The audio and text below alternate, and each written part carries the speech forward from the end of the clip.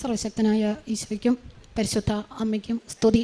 എന്നെ ഈ അൾത്താരയിൽ നിർത്താൻ ഭാഗ്യമുണ്ടാകണേ, അവസരം ഉണ്ടാകണേ എന്ന് ഞങ്ങൾ പ്രാർത്ഥിച്ചു. 2023 ഒക്ടോബർ 19 ഉടമ്പടി എടുത്തത്. എൻ്റെ പേര് അജിതകുമാരി. ഞാൻ പത്തനംതിട്ടയിൽ നിന്ന് വരുന്നു.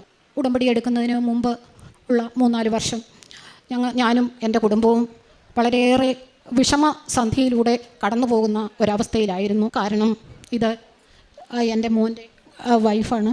ഇത് ഞങ്ങൾ വിവാഹം കഴിഞ്ഞ് ആദ്യ വർഷത്തിൽ തന്നെ അവൾ ഗർഭിണിയായി. സാധാരണ പോലെ നമ്മൾ സ്കാൻ ചെയ്യുന്നതിന് വേണ്ടി ഹോസ്പിറ്റലിൽ ചെന്നപ്പോൾ ഡോക്ടർ പറഞ്ഞു, 3 മാസം ആകുന്നതിന് മുമ്പുള്ള സ്കാന് ഡോക്ടർ പറഞ്ഞു, ഈ കുഞ്ഞിന് ഹൃദയമിടിപ്പില്ല, ഇതിനെ എടുത്തു കളയണമെന്ന് പറഞ്ഞു. ഞങ്ങൾ വീട്ടിലേക്ക് തിരിച്ചു വന്നു. 2 ദിവസം കഴിഞ്ഞിട്ട് വളരെ വിഷമത്തോടു കൂടി ഞങ്ങൾ ആശുപത്രിയിൽ പോയി അതിനെ എടുത്തു കളഞ്ഞു.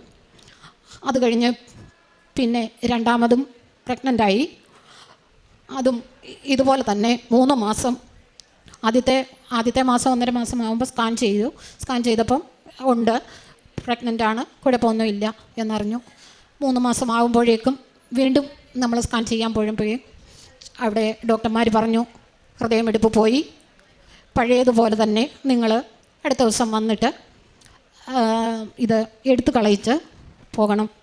അതിനായി ഞങ്ങൾ വളരെയേറെ വിഷമിച്ച് കരഞ്ഞ് ആശുപത്രിയിൽ ചെന്ന് അത് ഉള്ളിൽ നിന്നും എടുത്തു കളഞ്ഞ് തിരിച്ചു വരുമ്പോൾ ഉണ്ടാകുന്ന മാനസികാവസ്ഥ എല്ലാവർക്കും ഊഹിക്കാമല്ലോ. അത് കഴിഞ്ഞിട്ട് 3ാമതും ഗർഭിണിയായി. അതും ഈ പറയുന്ന പോലെ തന്നെ 3 മാസം തികയ്ക്കുന്നതിന് മുമ്പ് തന്നെ പോയി അതും എടുത്തു കളഞ്ഞു. അപ്പോഴേക്കും ഡോക്ടർമാർ പറഞ്ഞു, ഈ യൂട്രസ് ഇനിയും പ്രയാസം ആണ്, ഇത് IUI-യോ IVF-ഓ അല്ലെങ്കിൽ അതുമല്ലെങ്കിൽ വാടക ഗർഭം സരോഗസിയോ ഒക്കെ ചെയ്യേണ്ട നിലയിലേക്കാകുമെന്ന് തോന്നുന്നു, എന്തായാലും നോക്കാം എന്ന് പറഞ്ഞ് 4ാമതും ഗർഭിണിയായി. ഞങ്ങൾ ഇതുപോലെ തന്നെ 3 മാസം ആയപ്പോഴേക്കും ഞങ്ങൾ 87ാമത്തെ ദിവസം ആയപ്പോഴേക്കും ഞങ്ങൾ സ്കാൻ ചെയ്യാൻ ചെന്നു. പതിവ് പോലെ 4ാമത്തെ പ്രാവശ്യവും പോയി, ഹൃദയമിടിപ്പ് ഇല്ല. അപ്പോഴേ ഞങ്ങളെല്ലാവരും കൂട്ടത്തോടെ കെട്ടിപ്പിടിച്ച് കരഞ്ഞ് വീട്ടിൽ കരഞ്ഞ് ജീവിച്ചു. അങ്ങനെ ഞാൻ യൂട്യൂബിൽ സാക്ഷ്യം കേട്ടു, കൃപാസനത്തെപ്പറ്റി അറിഞ്ഞു. ഞാനൊരു കടയിൽ തുണി വാങ്ങിക്കാൻ പോയപ്പോൾ അവിടെ കൃപാസനം പത്രം ഇരിക്കുന്നു. ആ അച്ചായന് ഞാൻ കാര്യങ്ങളൊക്കെ പറഞ്ഞു. അച്ചായൻ എനിക്ക് ഒരു പത്രം തന്നു. എന്നോട് വിശദമായിട്ട് കൃപാസനത്തെപ്പറ്റി പറഞ്ഞു. ടീച്ചറൊന്ന് പൊക്കാട്ടെ, അവിടെ ചെന്നിട്ട് ഇതുപോലെ നല്ലപോലെ പ്രാർത്ഥിച്ചാൽ നമുക്ക് ഫലമുണ്ടാകും, തീർച്ചയായും പോകണം എന്ന് പറഞ്ഞു. ഞാൻ ഒരാഴ്ചയോളം സാക്ഷ്യങ്ങളൊക്കെ കേട്ടതിന് ശേഷം ഞാൻ ഇവിടെ വന്ന് 2023 ഒക്ടോബർ 19 ഉടമ്പടി എടുത്തപ്പോൾ ഞാൻ പറഞ്ഞു, 5ാമത്തെ ആയിട്ട് എൻ്റെ മകൾ ഉടൻ ഗർഭം ധരിക്കണം. 23 ഒക്ടോബറിലാണെങ്കിൽ 24 ഒക്ടോബറിനകം ഒരു കുഞ്ഞിനെ ഞങ്ങൾക്ക് തരണേ മാതാവേ എന്ന് പ്രാർത്ഥിച്ചു. ആദ്യത്തെ ഉടമ്പടിയിൽ തന്നെ 2 മാസം കഴിഞ്ഞപ്പോഴേക്കും ഞാൻ നല്ലപോലെ ഉടമ്പടിയിൽ പറയുന്ന നിബന്ധനകളെല്ലാം പാലിച്ച് ഞങ്ങൾ പ്രാർത്ഥിച്ചു. മകളും മരുമകളും പ്രാർത്ഥിച്ചു. അതിൻ്റെ ഫലമായിട്ട് 3ാം മാസം തന്നെ പ്രഗ്നൻ്റായി. 1.5 മാസത്തെ സ്കാൻ്റെ റിസൾട്ട് വന്നപ്പോൾ ഞാനിവിടെ കൊണ്ടുവന്നു. അപ്പോൾ അച്ഛനെ ഒന്ന് കാണിക്കാമെന്ന് വിചാരിച്ച് അപ്പോൾ പറഞ്ഞു, മകൾ വരണം എന്ന് പറഞ്ഞു. അപ്പോൾ മകൾക്ക് യാത്ര ചെയ്യാൻ പറ്റാത്തത് കൊണ്ട് മകൾ വന്നില്ല. ഞാൻ ഈ സ്കാൻ്റെ റിസൾട്ട് അമ്മയെ ഒന്ന് കാണിച്ചു. അമ്മേ, ഇതെങ്കിലും ഞങ്ങൾക്ക് തരണേ എന്ന് ഞങ്ങൾ പ്രാർത്ഥിച്ചു. വീട്ടിൽ ചെന്നിട്ട് ആദ്യം മുതൽ തന്നെ എല്ലാ ദിവസവും അവൾക്ക് അവളുടെ വയറിൽ വെച്ച് കാശരൂപം വെച്ച് കുരിശ് വരച്ച് ഉടമ്പടി തൈലം വെച്ച് പ്രാർത്ഥിച്ചു.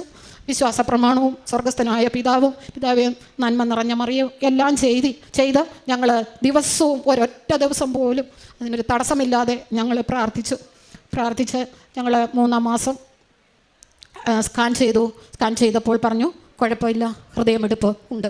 അങ്ങനെ ആദ്യമായിട്ടാണ് ഞങ്ങൾക്കൊരു കുഞ്ഞിന് ഹൃദയമിടിപ്പ് 3ാം മാസം കഴിഞ്ഞ് ഉള്ളതായിട്ട് കാണുന്നത്.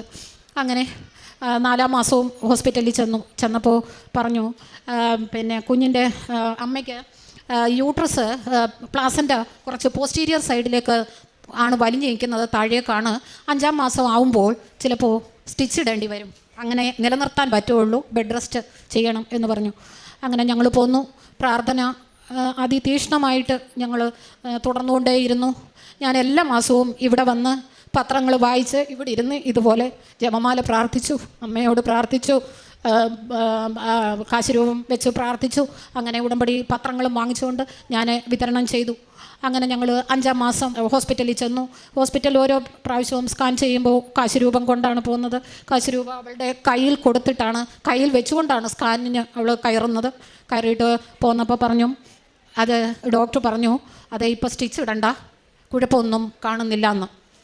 അങ്ങനെ ഞങ്ങൾ പ്രാർത്ഥനയിൽ തന്നെ മുന്നോട്ട് പോയി. 7-ാം മാസം ആയപ്പോൾ പറഞ്ഞു, ഈ കുഞ്ഞിന് കിടക്കാനുള്ള ഫ്ലൂയിഡ്, ഗർഭാശയത്തിൽ കിടക്കാനുള്ള ഫ്ലൂയിഡ്, തിരിഞ്ഞ് വരാനുള്ള ഫ്ലൂയിഡ് കുറവാണ്. അത് 11 ഉള്ളൂ.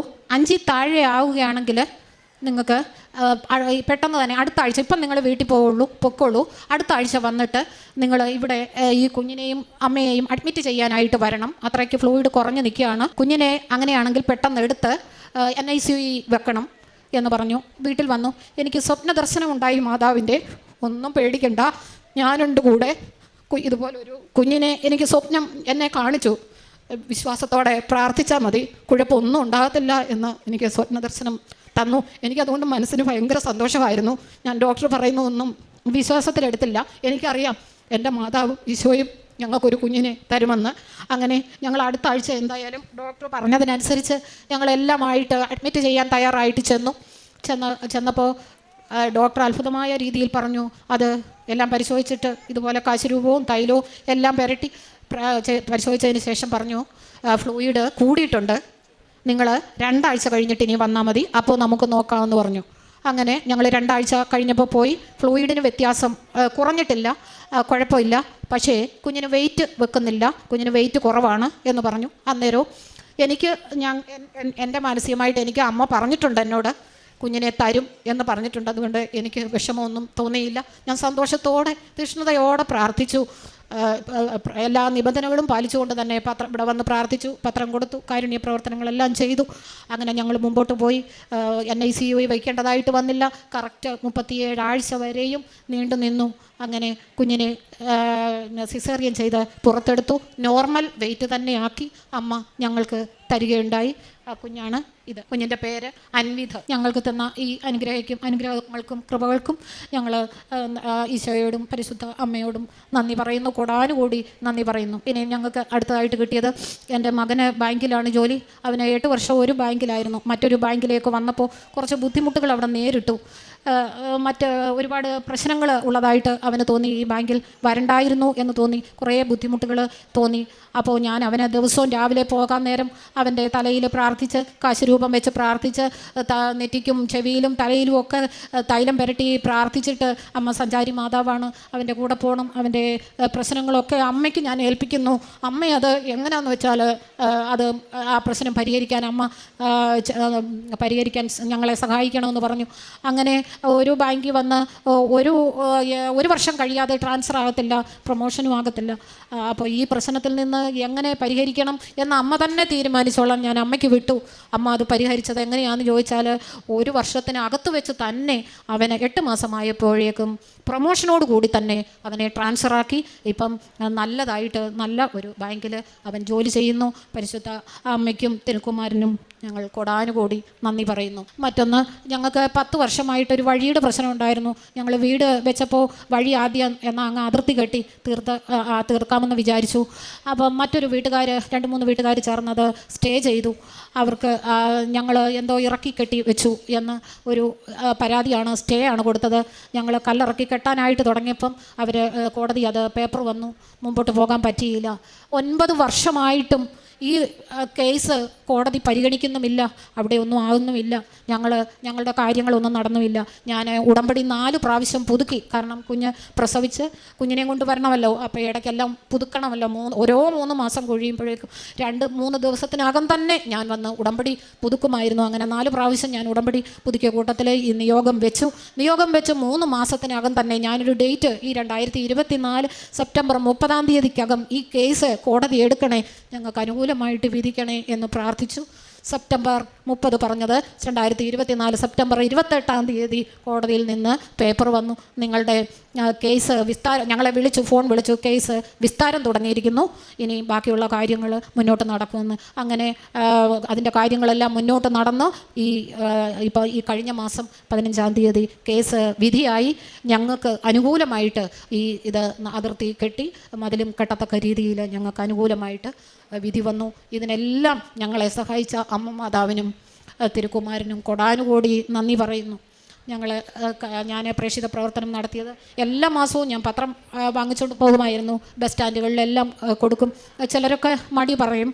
അപ്പോഴും എനിക്ക് വളരെ സന്തോഷമാണ്. അവർക്ക് ദൈവസ്നേഹം ഉണ്ടാകട്ടെ, മാതാവ് അവരെയും അനുഗ്രഹിക്കട്ടെ, എല്ലാവർക്കും ഈ പത്രം വാങ്ങിക്കാൻ തോന്നട്ടെ എന്ന് പറഞ്ഞ് വളരെ സന്തോഷത്തോടു കൂടി പിറ്റേന്ന് തന്നെ ഞാൻ ആ പത്രം എല്ലാവർക്കും കൊടുക്കുമായിരുന്നു. ഞങ്ങൾ സ്വയം, മോളും എല്ലാവരും സ്വയം വായിക്കുകയും ചെയ്യുമായിരുന്നു. പിന്നെ ഞാൻ സംസാരിച്ച് പല ആൾക്കാരോടും അമ്മേ ഞങ്ങൾക്ക് കിട്ടിയ അനുഭവം, ഞങ്ങൾക്ക് കിട്ടിയ അനുഗ്രഹം, ഞങ്ങളുടെ കുഞ്ഞ്, ഇതിനെക്കുറിച്ചെല്ലാം ഞാൻ പറയുമായിരുന്നു. അങ്ങനെ ഞാൻ പലരോട് പറഞ്ഞതിൻ്റെ ഫലമായിട്ട് ഒരു പ്രാവശ്യം ഉടമ്പടി എടുക്കാൻ ഇവിടെ വന്നപ്പോൾ ഒരു കൂട്ടം ആശാപ്രവർത്തകർ ഇവിടെ നിൽക്കുന്നു. ഞാൻ ഒരാളിനോട്, പരിചയമായ ഒരാളിനോട് പറഞ്ഞതേ ഉള്ളൂ. അവർ ഒരു കൂട്ടം ആശാപ്രവർത്തകരെയും കൊണ്ട് ഇവിടെ നിൽക്കുന്നതായിട്ട്, ഉടമ്പടി എടുക്കാൻ വന്നതായിട്ടാണ് ഞാൻ കണ്ടത്. ബൈബിൾ വായിക്കും, അച്ഛൻ്റെ ധ്യാനം കേൾക്കും. അച്ഛൻ്റെ ധ്യാനത്തിൽ പറയുന്ന ഒരുപാട് കാര്യങ്ങൾ എൻ്റെ മനസ്സിനെ തട്ടുന്നതായിരുന്നു. ചുണ്ടുകൊണ്ടല്ല ചങ്കുകൊണ്ടാണ് ദൈവത്തെ വിളിക്കേണ്ടത്, മാതാവിനെ അറിയേണ്ടത്. ഈ വാചകം ഒരിക്കലും മറക്കത്തില്ല. ചങ്കുകൊണ്ട് തന്നെയാണ് പ്രാർത്ഥിക്കുന്നത്. പിന്നെ അച്ഛൻ്റെ പ്രസംഗം കേൾക്കാൻ വലിയ ഇഷ്ടമാണ്. ചൊവ്വാഴ്ച ആകുമ്പോഴും അല്ലാത്ത ദിവസങ്ങളിലെല്ലാം വളരെ സന്തോഷത്തോടു കൂടിയാണ് പ്രാർത്ഥിക്കുന്നത്. അച്ഛന് ദീർഘായുസ്സും ആരോഗ്യവും ഉണ്ടാകാൻ വേണ്ടി ഞാൻ എന്നും പ്രാർത്ഥനയിൽ ഉൾപ്പെടുത്തുകയും ചെയ്യും. മനുഷ്യൻ്റെ മനസ്സിനെ മാറ്റം വരുത്തുവാൻ, ആത്മീയമായി മാറ്റം വരുത്തുവാൻ അച്ഛന് കഴിയും എന്ന് എനിക്ക് വലിയ ഉറപ്പുണ്ട്. ബൈബിള് വായിക്കുമ്പോൾ അതിനകത്തിലെ വചനങ്ങൾ നമുക്ക് ഗ്രഹിക്കാവുന്ന വചനങ്ങൾ, ഞാനൊരു ഹിന്ദുവാണ്, ഗ്രഹിക്കാവുന്ന വചനങ്ങളൊക്കെ ഞാൻ എഴുതിയിടും. ആത്മവിശ്വാസം ഉണ്ടാകണം, മനുഷ്യന് മടി ഉണ്ടാകരുത്, എല്ലാ കാര്യങ്ങളും കൃത്യത ഉണ്ടാകണം, നമ്മൾ കൃത്യസമയത്ത് കാര്യങ്ങൾ ചെയ്യണം, ഉത്തരവാദിത്തമുള്ള ജോലി നമ്മുടെ കൈ കിട്ടിയാൽ ഉത്തരവാദിത്തത്തോടെ കൃത്യസമയത്ത് അത് ചെയ്യണം, ക്ഷമ വേണം. മറ്റുള്ളവരോട് ദേഷ്യം തോന്നുമ്പോൾ നമ്മൾ മൗനമായിട്ട് മിണ്ടാതിരുന്നാൽ മതി, അതിനോട് കൂടുതൽ പ്രതികരിക്കാൻ പോകണ്ട. എന്ത് അസുഖങ്ങൾ വന്നാലും സഹനശക്തിയോടെ എനിക്കൊരു കൂടപ്പിറപ്പില്ല, എന്നാൽ ഇപ്പോൾ എനിക്ക് ഈശോയും മാതാവും ഒക്കെ കൂടപ്പിറപ്പുകളായി ഉണ്ട് എന്നുള്ളൊരു തോന്നലുണ്ട്. അപ്പോൾ എൻ്റെ മനസ്സിനും മാറ്റമുണ്ടായി. ഞാൻ എൻ്റെ വീട്ടിലുള്ളവരോടും മറ്റുള്ളവരോടും എല്ലാം ഈ മാറ്റങ്ങളെക്കുറിച്ച് പറയും. എന്നും ഉടമ്പടി ജീവിതത്തിൽ ജീവിക്കാൻ ഞാൻ ആഗ്രഹിക്കുന്നു, പ്രാർത്ഥിക്കാൻ ഞാൻ ആഗ്രഹിക്കുന്നു. എവിടെ പോയാലും എനിക്ക് ഓടി വന്ന് ഞാൻ പെട്ടെന്ന് ഫ്രഷായി, ചായ പോലും കുടിക്കുന്നതിന് മുമ്പ് തന്നെ എനിക്ക് പ്രാർത്ഥിക്കണം. വൈകിട്ടെ സായാഹ്ന പ്രാർത്ഥനയും രാവിലെയുള്ള പ്രാർത്ഥനയും എല്ലാം ഞാൻ കൃത്യമായി ചെയ്യുന്നുണ്ട്. എവിടെ പോയാലും ഞാൻ എൻ്റെ മനസ്സ് പ്രാർത്ഥിക്കാൻ സമയമായി, എളുപ്പം പോകണോ എന്നുള്ള ചിന്തയാണ്. ഞാൻ എന്നും ഉടമ്പടി ജീവിതത്തിൽ ജീവിക്കാൻ ആഗ്രഹിക്കുന്നു. കൊടാനുകൂടി നന്ദി വീണ്ടും പറഞ്ഞുകൊണ്ട് നിർത്തുന്നു.